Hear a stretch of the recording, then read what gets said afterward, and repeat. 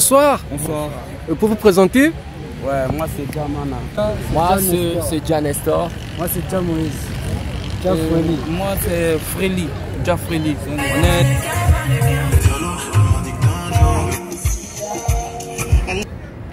Voilà, mannequin Congo. Ce qu'on voit là, vous avez appris ça comment et où? À l'école des arts, l'école Centre de Beaux-Arts Diabraza.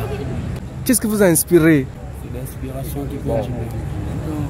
On a vu ça chez les autres, voilà pourquoi on s'est demandé pourquoi pas le faire dans notre pays, pourquoi pas donner un plaisir à notre pays. Donc voilà pourquoi on s'est mis à exercer cet art-là. Ça s'appelle comment cet art? Ça s'appelle comment? C'est le fakirisme. Le fakirisme. C'est le fakirisme. C'est l'art de la statuette. Puis on a mélangé ça avec du contemporain, de l'africain, l'ancestral de nous-mêmes, quoi, pour donner quelque chose. Oui, parce qu'on voit vous êtes bien habillé en africain. Je peux vous expliquer un peu? Oui. Ce sont des mannequins traditionnels. Ce qui veut dire mannequin traditionnel, c'est la façon dont ils sont vêtus et la matière qu'il y a sous leur corps. C'est ce qui représente leur tradition en général. Donc vu qu'ils changent de design à tout moment, voilà pourquoi on a développé ça dans le mannequinat. Pour rester fixe ou bien figé, c'est combien de temps maximum? Bon, 30 minutes ou plus. 30 minutes? Ou plus, sur une seule posture. Ça vous dit qu'en fait de pratiquer cet art ici au pays, au Congo? En fait, si on pratique cet art, c'est pour rappeler en fait l'image ancestrale qu'on avait avant qu'on puisse avoir un temps moderne comme ça aujourd'hui. On rappelle les enceintes, la façon dont on était avant. Ça, c'est notre président, lui aussi peut vous...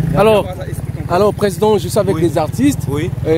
C'est étrange en fait de voir ce genre d'art ici au Congo et savoir plus sur ça en fait.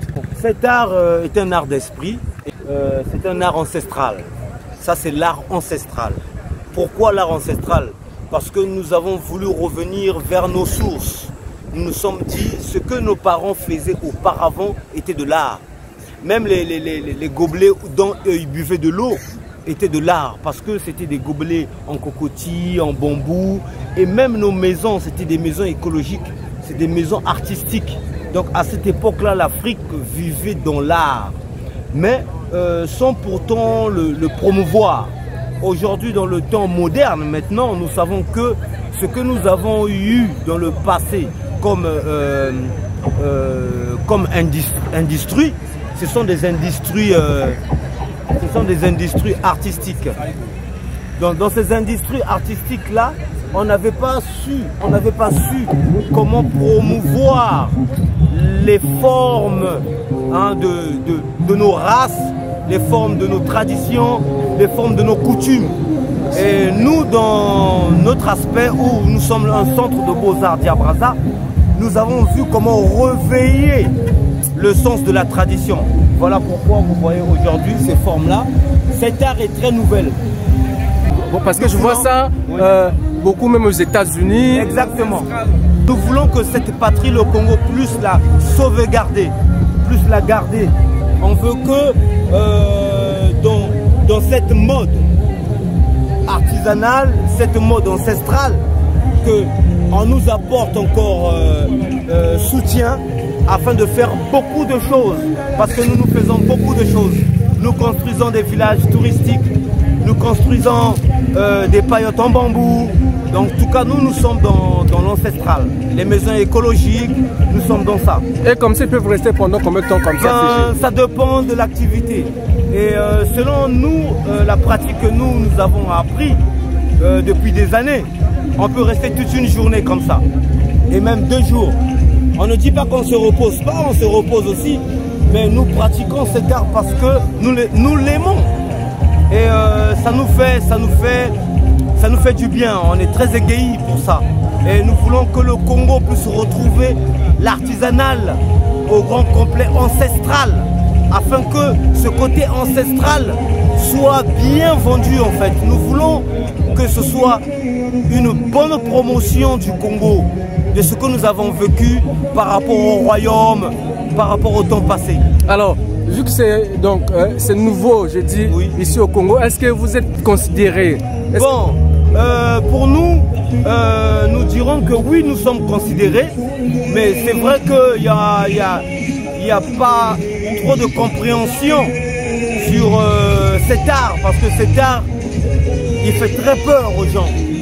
Et les gens n'arrivent pas à comprendre. Est-ce que c'est des personnes? Est-ce que c'est vraiment des statuettes? Donc vous voyez, nous voulons être soutenus parce que nous faisons beaucoup de choses.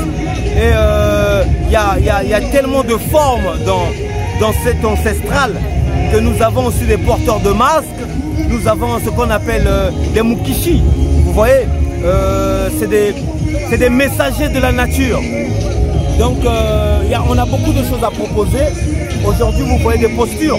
Ce sont des postures où nous travaillons aussi sur des formes agricoles, sur beaucoup de formes, de la pêche, la chasse et tout.